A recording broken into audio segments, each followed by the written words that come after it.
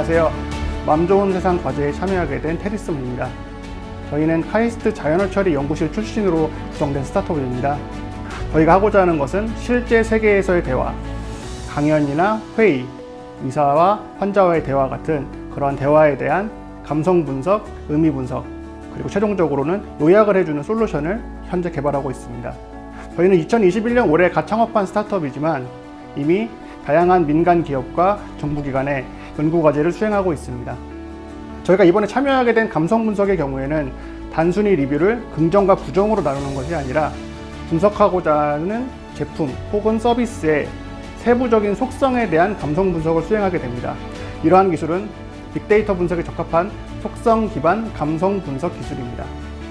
저희는 이러한 AI 기반 자연어 처리 솔루션을 제품화해서 다양한 시장에 진입하려고 노력하고 있습니다. 이번 인공지능 챔피언십에서는 인간의 의도를 이해할 수 있는 자연어 처리 기술이 어떠한 것인지를 저희가 보여드리도록 하겠습니다. 자, 그럼 지금부터 8분 동안 테디썸의 발표 이어 듣도록 하겠습니다. 부탁드립니다. 네, 안녕하십니까. 인공지능 챔피언십 2021 맘편한 세상 과제에 참여한 테디썸 대표 함영균입니다. 네, 먼저 저희 회사 소개부터 시작하도록 하겠습니다. 저희는 카이스트 자연어 처리 연구실 출신으로 팀이 구성되어 있고요. 자연어 처리 이외에도 시각 정보를 활용한 멀티모델 NLP를 연구하는 팀원으로 구성이 되어 있습니다. 기존의 NLP사들이 좀 빅데이터나 문서 쪽에 대한 분석에 좀 치중을 했다 그러면은 저희는 강연이나 회의, 의사와 환자와의 대화와 같은 실제 세계에서의 대화에 대한 NLP 기술을 연구하고 있고요. 저희는 다양한 기술들을 바탕으로 예를 들어 화상회의 플랫폼 같은 이제 그런 플랫폼에서의 음성 정보나 영상 정보를 이제 분석하고 이를 요약하여서 소비자에게 제공해주는 그런 솔루션을 개발하고 있습니다. 기존 서비스와의 차이점은 이제 음성 인식의 경우에는 대화를 그냥 전사해주는 정도의 서비스를 제공하고 있고, 또한 이제 일상 대화 같은 짧은 대화를 요약해주는 그런 솔루션이 지금 나와 있습니다. 그에 반해서 저희 같은 경우에는 이제 100회 이상의 긴 대화나 그리고 국회회의록이나 의사환자 대화와 같은 그런 전문 도메인의 대화에 대해서도 분석해주고 이를 요약해주는 그런 솔루션을 현재 개발하고 있습니다.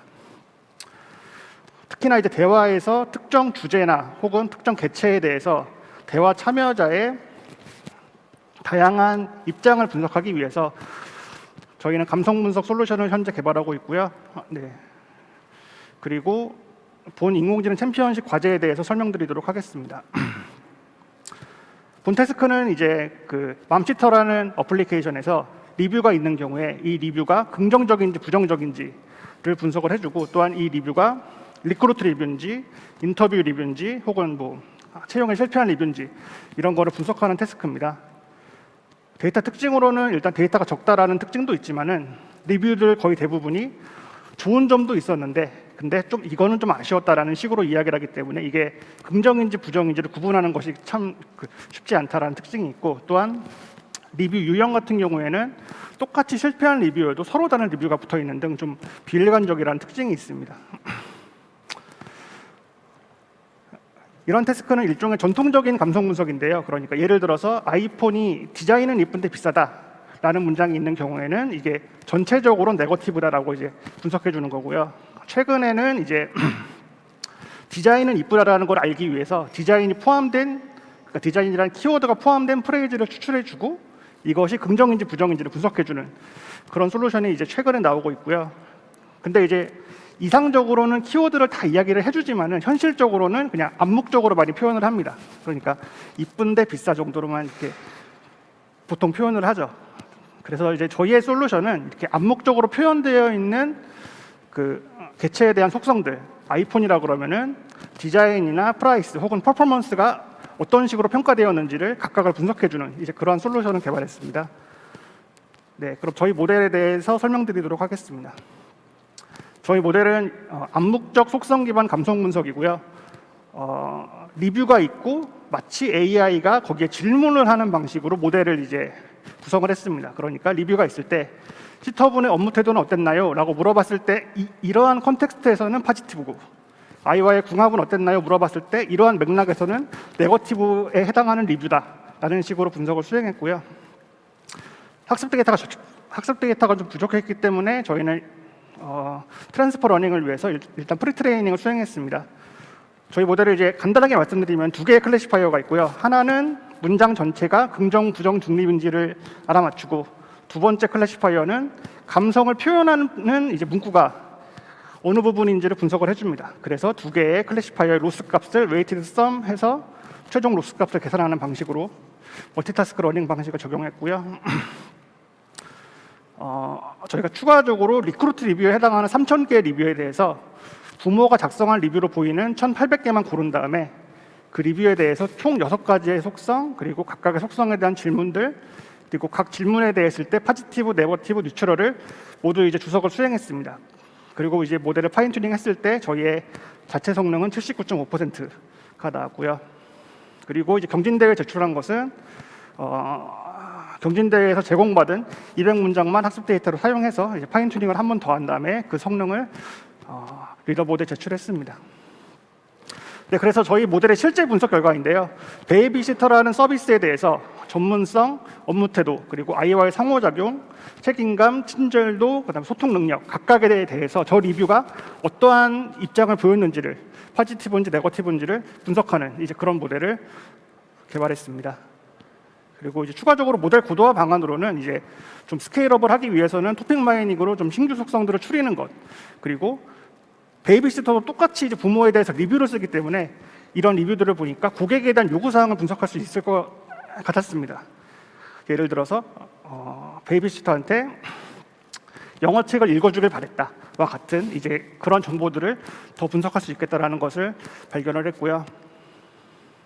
네, 그리고 저희 그 사업화 방안에 대해서 말씀드리겠습니다.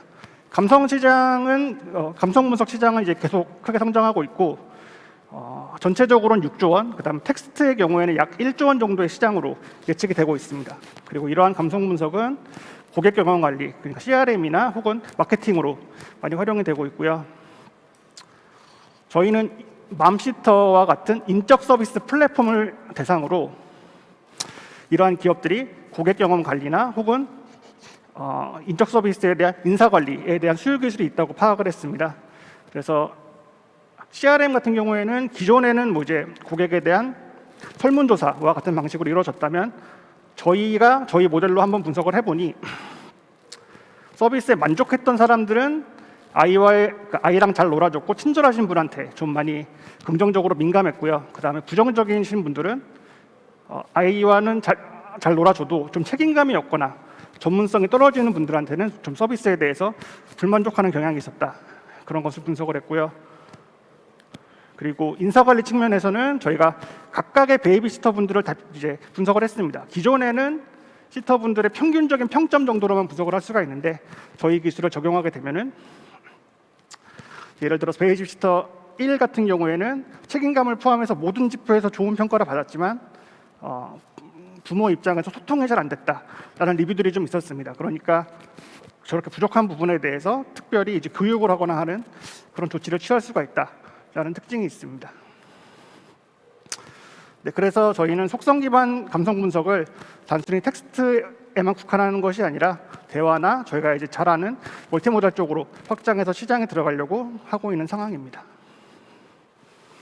네, 이런 속성 기반 감성 분석이 외국에서는 좀 연구가 좀 이루어지는데 국내에서는 이제 거의 연구가 없다시피 합니다. 그래서 저희는 지금 한밭대학교와 그 다음에 국제 전문가들과 같이 공동 연구를 수행하고 있고요. 마지막으로 세분화된 속성별 감성 분석 솔루션을 원한다면 저희가 제일 잘한다 이렇게 마무리 짓도록 하겠습니다. 네, 감사합니다.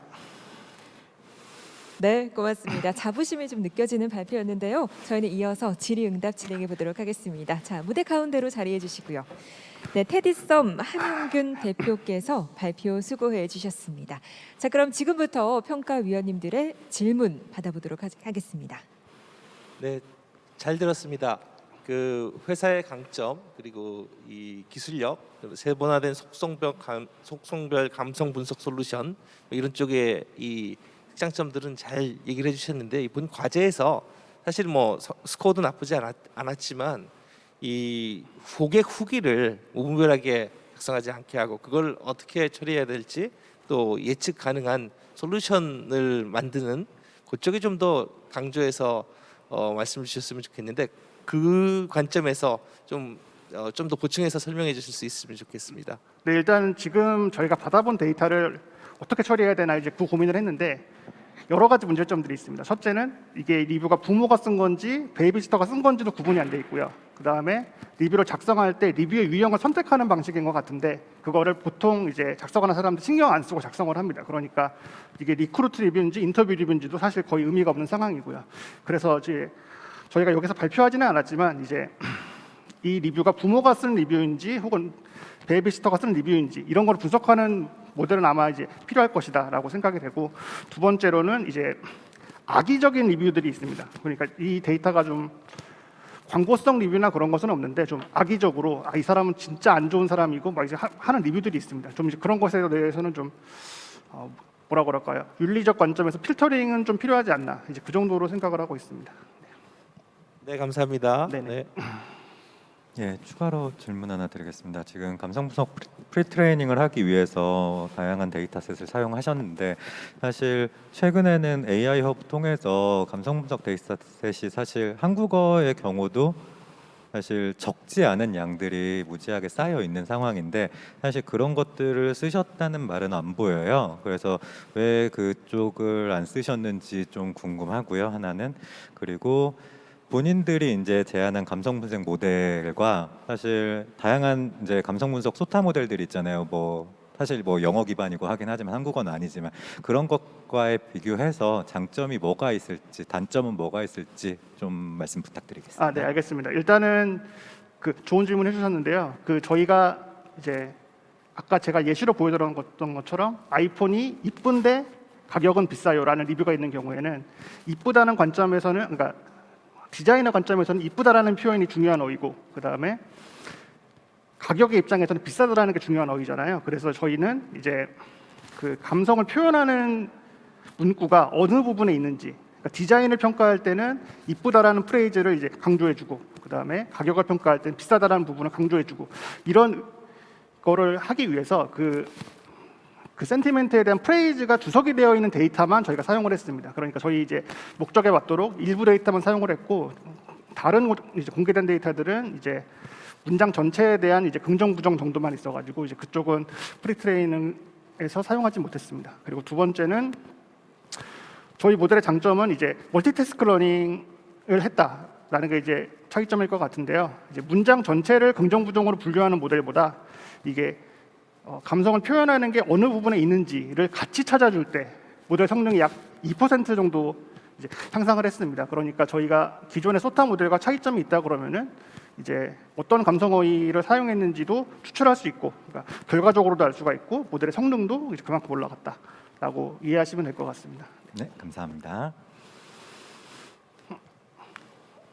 네, 추가적으로 하나 더 기술적으로 질문을 드리고 싶은데요. 이게 감성이라고 하는 것 자체가 굉장히 개인 종속성이 좀 강하고 사실 저도 제 마음을 모르는데 어떤 문장에서 또 의도적으로 텍스트와 감정을 미스매치 시키는 어떤 의도도 굉장히 많아서 이 텍스트를 파싱해서 인텐트를 알고 난 다음에 포지티브다 네거티브다를 쉽게 결정하는 거가 굉장히 좀 조심스럽기도 해요. 그래서 보통은 굉장히 다양한 레벨을 가지고 이제 이 사람이 전반적으로 어떻다 이런 식으로 원래 레코멘데이션을 하는 게 강한데 여기는 포지티브 네거티브로 온오프 개념으로 결론을 내리면 좀 약간 리스크가 있지도 않을까라는 걱정이 좀 되는데 혹시 대표님은 이 부분을 어떻게 생각하시는지? 네, 맞습니다. 그게 이제 저희 이 과제를 처음 하면서 이제 했던 고민인데요. 대부분 이제 댓글들이 이제 안 좋은 리뷰를 하고 싶어도 또 이제 어머니의 마음일지도 모르겠는데 이제 이분이 다 좋은데 이거는 좀 아쉽습니다라는 식으로 이제 그렇게 약간 돌려서 많이 이야기를 합니다. 그러니까 이거를 긍정이다 부정이다로 딱 구분하는 것은 사실 그렇게 의미도 없을 뿐더러 쉽지 않은 작업이다 그렇게 보여지고 다만 속성별로 이렇게 분석을 했을 때에는 이제 그분이 했던 서비스에 대해서 평가를 하는 관점이기 때문에 그 부분에 대해서는 그렇게 모호한 여지는 그렇게 많지는 않았습니다. 물론 이제 그 친절하셨어요라는 거는 좀 일상적으로 하는 얘기이기 때문에 좀 의미가 없는 경향도 좀 있긴 있습니다. 근데 이제 그 이외에 뭐 아이랑 잘 놀아줬거나 전문성이 있다거나 이런 것에 대해서는 그래도 꽤나 솔직하게 그렇게 답변해 주셔가지고 네, 그랬습니다. 네. 추가로 하나만 더 질문드릴게요. 그 긍부정 말고 사실 감성 모델들이 여러 가지가 있는데 그 테디썸에서 가지고 계시는 감성 모델은 어떻게 되고, 사실 감성 모델이 중요한 이유가 부정도 강한 부정이 있고 약한 부정이 있을 거고, 포지티브도 강한 긍정이 있고 약한 긍정이 있을 텐데 그런 것들을 어떻게 조절하시는지, 그런 감성 모델에 대해서 좀 설명 부탁드릴게요. 네, 저희 같은 경우에는 총 이제 5개의 스케일을 줍니다. 그러니까 긍정 같은 경우에는 긍정 1이 있고 그다음에 더 긍정이다 그러면 긍정 2, 그다음 부정도 이제 부정 1, 부정 2. 그러니까 총 5개의 스케일을 두고 있고, 이 태스크 같은 경우에는 이게 일단 저희가 중립을 구분하는 것도 사실은 그게 꽤 어려운 일이거든요. 그래서 저희 같은 경우에는 중립에 해당하는 데이터셋을 최대한 많이 모아서, 특히나 이제 외국 데이터도 많이 쓴 이유가 한국어 데이터는 중립인 경우가 별로 없습니다. 그래서 외국 데이터도 같이 썼는데, 근데 이 태스크 같은 경우에는 중립을 하는 태스크가 아니고 긍정 부정만 나누는 그런 태스크여가지고 이제 저희는 최대한 모델을 단순화해서 했습니다. 근데 이제 저희의 부여하고 있는 솔루션 같은 경우에는 이제 긍정은 2점까지, 그다음 부정은 마이너스 2점까지 하는 것으로 부여하고 있습니다. 네.